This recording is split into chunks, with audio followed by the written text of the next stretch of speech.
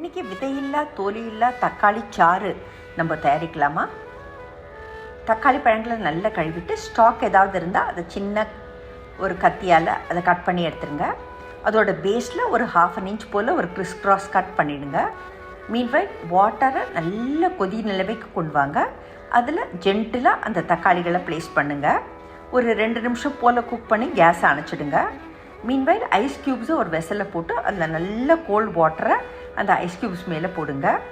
மொல்லமாக அந்த டொமேட்டோஸை ஹாட் வாட்டர்லேருந்து எடுத்து அதை அந்த ஐஸ் கோல்ட் வாட்டரில் போட்டுருங்க. 5 நிமிஷம் போல் ஐஸ் கோல்ட் வாட்டர்லேயே இருக்கட்டும்.